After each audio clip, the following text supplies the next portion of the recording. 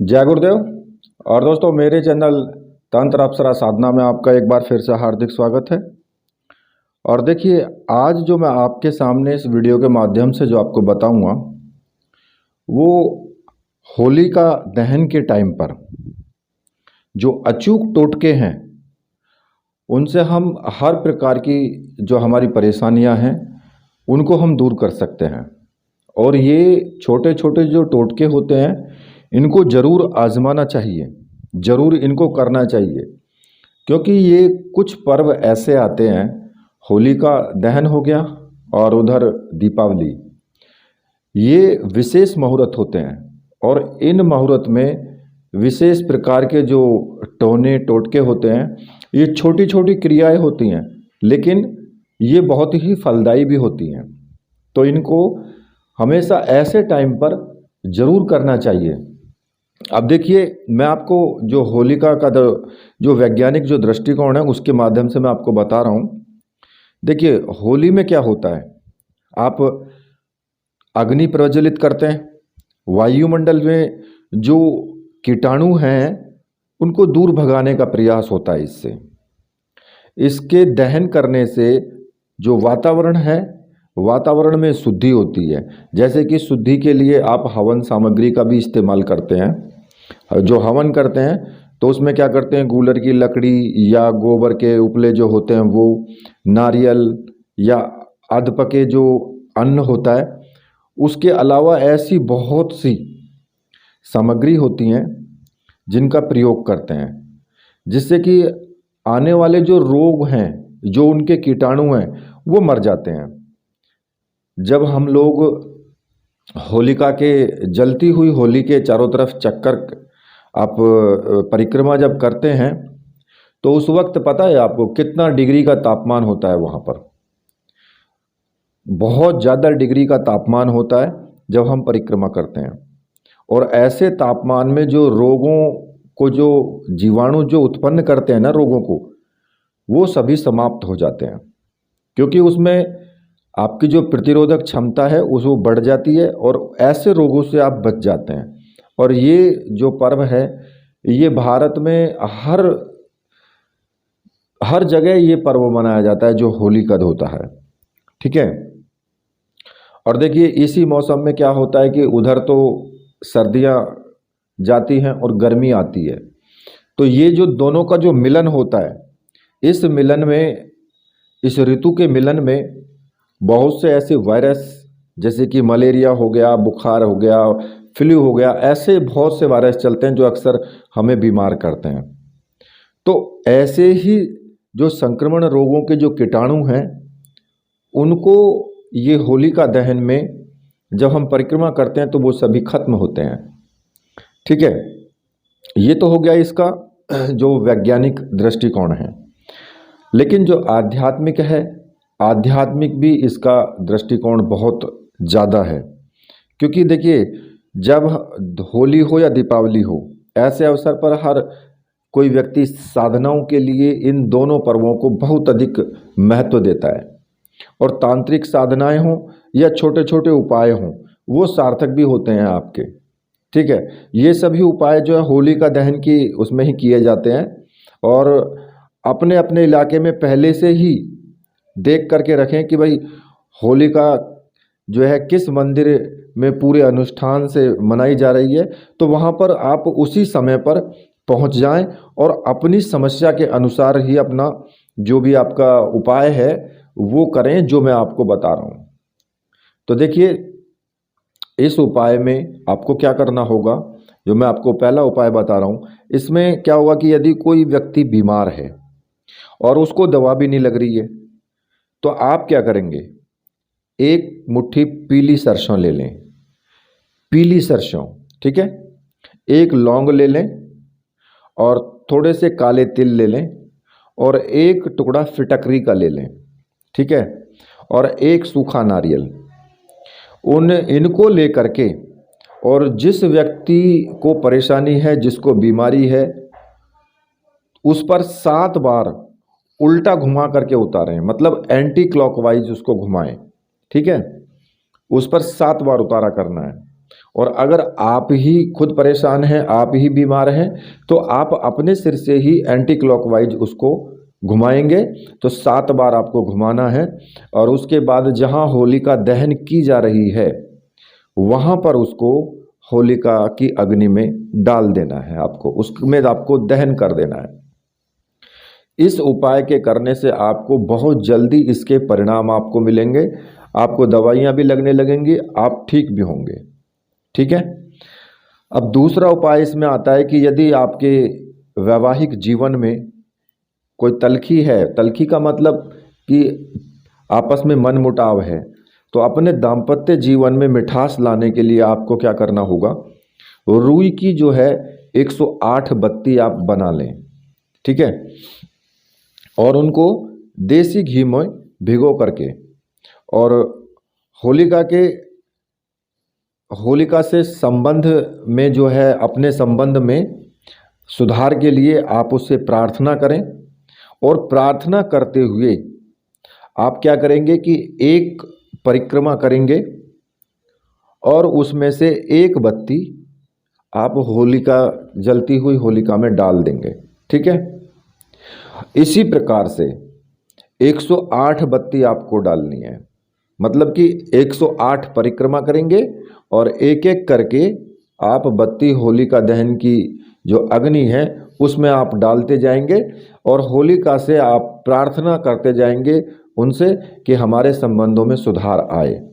ठीक है। अब ये जो उपाय है, ये उपाय माता पिता में से भी कोई कर सकता है अपने बच्चों के लिए। जैसे कि उनके बेटा है और उसकी जो वधू है, उनमें आपस में नहीं बनती है, तो ये उपाय उनकी फ़ोटो ले करके, ठीक है, और फोटो पर उसी प्रकार से घुमा करके और होलिका अग्नि में आप दहन करेंगे। ठीक है, एक एक करके ही। और होलिका मैया से प्रार्थना करते रहेंगे कि अब मेरे बच्चों के जो संबंध हैं वो सुधरें, आपस में उनमें जो है प्रेम रहे। ठीक है। तो अब जो अगला उपाय मैं आपको बता रहा हूँ, यदि आपको लगता है कि भाई किसी ने आपके ऊपर कोई तांत्रिक प्रयोग किया है या आपके घर के ऊपर किसी ने कोई तांत्रिक प्रयोग किया है, तो उसके लिए आपको क्या करना होगा। उसके लिए जब कोई तांत्रिक प्रयोग कर देता है ना, तो उसमें क्या होगा कि आपकी जो आर्थिक स्थिति है वो भी ठप हो जाएगी, जो आप प्रगति है आपकी वो रुक जाएगी। कहीं ना कहीं आपको कुछ ना कुछ दिक्कतों का सामना करते रहना पड़ेगा। अब इसमें आपको क्या करना है कि देसी घी में आपको 2 लौंग लेनी है और 1 बतासा, 1 पान का पत्ता ले करके, और उस पर आपको दोनों चीज़ रख लेनी है, बतासा भी और वो घी की भीगी हुई लौंग भी। ठीक है। और जो होलिका जहाँ पर जलाई जाती है, होली जहाँ जलाई जाएगी, वहाँ होलिका में आपको जलती हुई होलिका में उसको समर्पित कर देना है। ठीक है। और वहाँ से फिर आपको दूसरे दिन सुबह जा कर के वहाँ की राख आप ले कर के आएँ और अपने शरीर पर मल लें। ठीक है। या पूरे घर के जितने भी सदस्य हैं सबके शरीर पर मल दें उस राख को, और अपने घर में भी पानी में मिला करके उसके छींटे दे दें और उसके बाद नहा लें। इससे क्या होगा कि जो तांत्रिक प्रयोग किया गया है वो प्रयोग समाप्त हो जाएगा। ठीक है। अब इसमें जो अगला जो उपाय है, यदि आपको लगता है कि भाई आपका जो बच्चा है उसको नज़र बहुत ज़्यादा लगती है या नज़र उसको लग गई है किसी की भी, क्योंकि नज़र में क्या होता है कि ये भी एक नेगेटिविटी होती है कि एक माइंड से सोचना। अगर किसी व्यक्ति का कोई बच्चा सुंदर है और किसी व्यक्ति ने उसको देख करके अरे वाह बहुत बच्चा सुंदर है, या अरे इसकी तो इतनी लंबाई कैसे बढ़ गई, मतलब एक टोक लग जाना, वही नेगेटिविटी उसके ऊपर वार कर देती है और वो बच्चा परेशान रहने लगता है। तो अब ऐसी स्थिति में क्या करेंगे, देसी घी में आपको 5 लौंग लेनी है, वो भिगो करके देसी घी में 5 लौंग, ठीक है, 1 बतासा और 1 पान का पत्ता।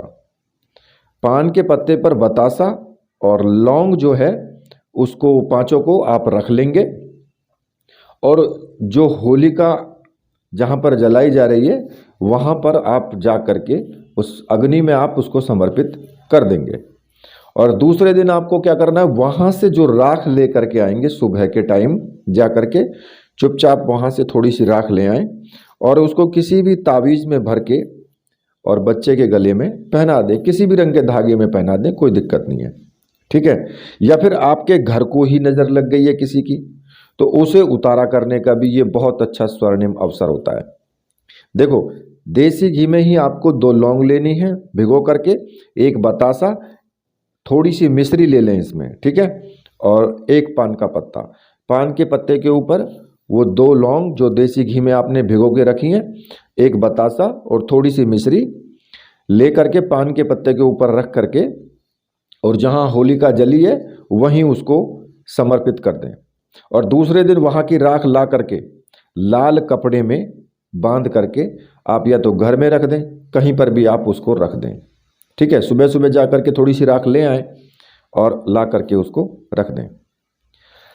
अब इसमें जो अगला जो उपाय आता है, यदि कोई आपका धन जो है वापस नहीं कर रहा है, उसने पैसे ले रखे हैं आपसे, उधारी लिए हों या कैसे भी लिए हों, और वो बेईमानी कर रहा है, आपको वो पैसा वापस नहीं दे रहा है और आप मुकदमा में भी आप नहीं पड़ना चाहते हैं, तो आपको क्या करना होगा, होलिका दहन के स्थल पर जा कर के, जहाँ होली जलाई जाती है वहाँ पर जा कर के धन जो आपका नहीं लौटा रहा है ना, उस व्यक्ति का नाम आपको ज़मीन पर लिखना है और वो अनार की लकड़ी से आपको लिखना है।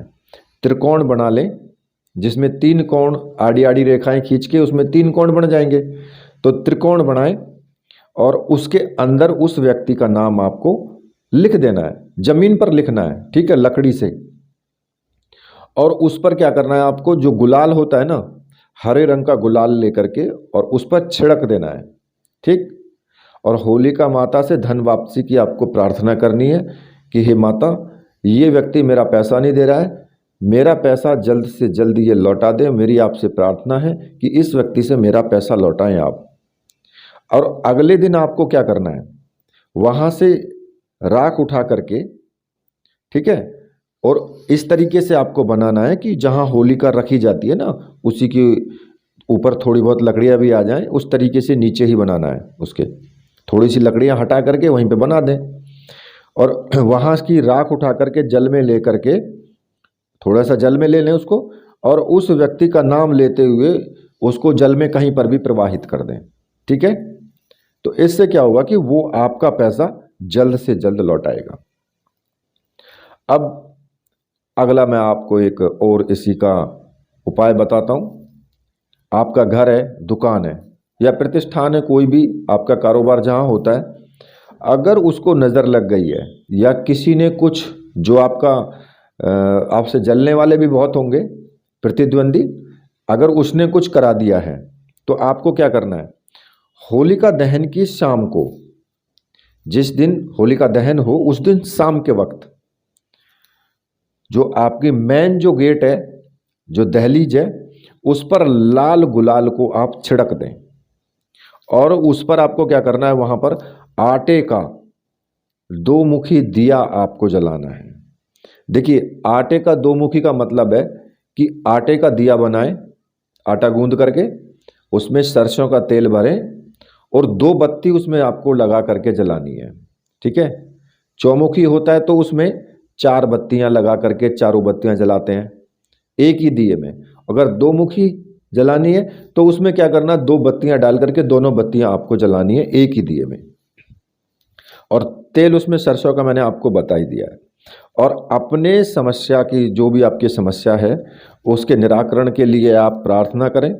और जब आपका दीपक ठंडा हो जाए, वो यानी जल जाए, ऐसे टाइम से जलाएं कि भाई वो दीपक तब तक जल जाए, ठीक है, जब तक वो दीपक जल करके ख़त्म हो जाए, जब तक होलिका दहन हो। और फिर आपको क्या करना होगा, जब वो दीपक बुझ जाएगा अपने आप, उसको उठा करके वहाँ से, और जहाँ होली जो जल रही है उस जलती हुई होलिका में आप डाल दें उससे, ठीक है। अब लास्ट में क्या आता है, जो कमल गट्ठे की माला है उससे आपको मंत्र जाप करना है। ओम महालक्ष्म्याय नमः। इस मंत्र का आपको जाप करना है और यही माला धारण करके आप होलिका के पास जाएंगे और देसी घी का दीपक जला करके उनसे जो आर्थिक अपनी संपन्नता की आपको प्रार्थना करनी है। ठीक है, ये किसी भी वक्त कर सकते हो। ये ऐसा कोई ज़रूरी नहीं है कि ये आपको रात्रि को ही करना है, ये सुबह के टाइम भी कर सकते हो।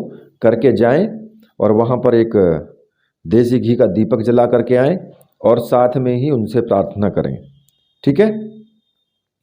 अब अगला जो आपका उपाय आता है, यदि कोई आपका अपना व्यक्ति, जैसे कि आपका कोई सगा संबंधी है, कोई भी है, वो आपको कहना नहीं मानता और आपका शत्रु बन गया है, वो आप समझ रहे हैं ना कि घर परिवार का ही व्यक्ति वो शत्रु है, आपका शत्रु बन चुका है वो, तो उसका नाम लेते हुए होलिका की जो रात्रि होती है, रात्रि में चंदन की माला से आपको मंत्र जाप करना है।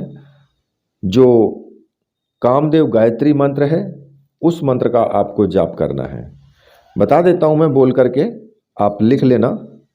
ओम कामदेवाय विद्महे पुष्पबाणाय धीमहि तन्नो अनंग प्रचोदयात्। इस मंत्र का आपको जाप करना और जितना आप जाप कर सके उतना आप जाप करें। ठीक है, लेकिन उस व्यक्ति का नाम लेते हुए करें, नाम ले करके, यानी संकल्प ले करके कि भाई जो मेरा अपना ये व्यक्ति है, ये व्यक्ति मुझसे दुश्मनी रखता है, ये मेरा मित्र हो जाए, मेरा परिवार का है, मेरे से इसका प्रेम हो जाए। ठीक है। अब देखिए, अगर आपकी दुकान है या ऑफिस है या फैक्ट्री है या मकान है, उसमें अक्सर होने वाली जैसे अचानक से चोरी हो या नुकसान हो, उससे बचाव के लिए आपको क्या करना है, एक सूखा हुआ नारियल लेना है आपको। ठीक है, सूखा नारियल, पानी वाला नहीं, सूखा। और एक लेना है तांबे का पैसा। तांबे का पैसा होना चाहिए। हालांकि देखो अब तो बड़ा मुश्किल है, कहीं पर मिल जाए तो अच्छी बात है।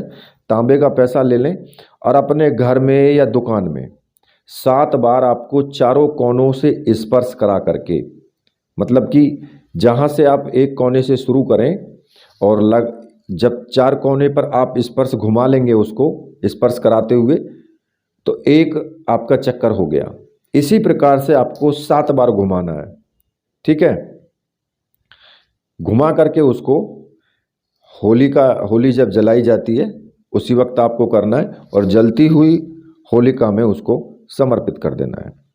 तो देखिए, ये कुछ मैंने आपको जो छोटे छोटे टोटके बताए हैं ना, ये बहुत ही ताकतवर और बहुत ही प्रभावशाली कुछ टोटके हैं, उपाय हैं ये।